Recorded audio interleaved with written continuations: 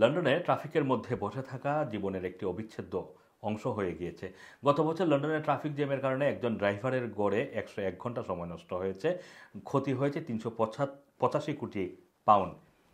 এই হিসাবে একজন ড্রাইভার গড়ে 942 পাউন্ড ক্ষতির শিকার হয়েছে। ট্রাফিক জ্যামের দিক থেকে সারা বিশ্বের মধ্যে লন্ডন চতুর্থ স্থানে রয়েছে। প্রথম স্থানে রয়েছে ইস্তাম্বুল, তারপরে নিউ ইয়র্ক এবং শিকাগো শহর, তারপরেই লন্ডনের অবস্থান। আবার ইউরোপের মধ্যে সবচেয়ে বেশি জ্যামের শহর হলো লন্ডন।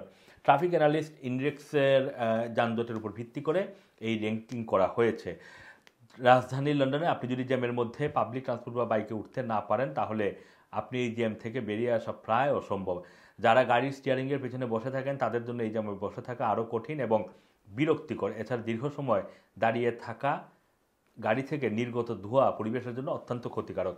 ইন্ডেক্সের বিশ্লেষণ অনুসারে লন্ডনের চালকরা গত বছর ট্রাফিক জ্যামে গড়ে 101 ঘন্টা ব্যয় করেছেন। এরপরেই রয়েছে প্যারিস, ব্রাসেলস এবং রোমের মতো ইউরোপীয় রাজধানীর শহরগুলো। গত বছর লন্ডনের ট্রাফিক জ্যাম আগের বছরের তুলনায় 2% এবং 2022 সাল থেকে 5% বৃদ্ধি পেয়েছে। লন্ডনের একটি গাড়ির গড় বেগ প্রতি ঘন্টায় 13 মাইল। ট্রান্সপোর্ট অ্যানালিস্ট এবং ইনরিক্সের 2024 সালের ট্রাফিক স্কোরকার্ডের বিশেষজ্ঞ বব পিশু বলেছেন, গত বছর যুক্তরাজ্যের যানজট সামান্য বৃদ্ধি পেয়েছে, তবে সামগ্রিক যানজট স্থিতিশীল রয়েছে। M25 ওয়াইজলি ইন্টারচেঞ্জের মতো গুরুত্বপূর্ণ করিডোরে রোড কনস্ট্রাকশনের কাজ রাজধানীর সেন্টারে যথেষ্ট যানজটের সৃষ্টি করে।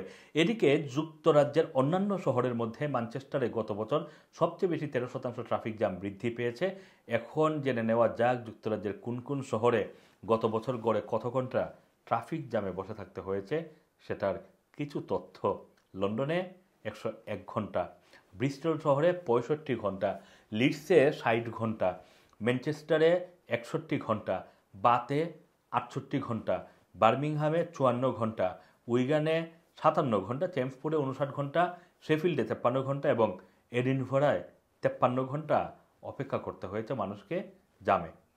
আসম, রানার টিভি, লন্ডন।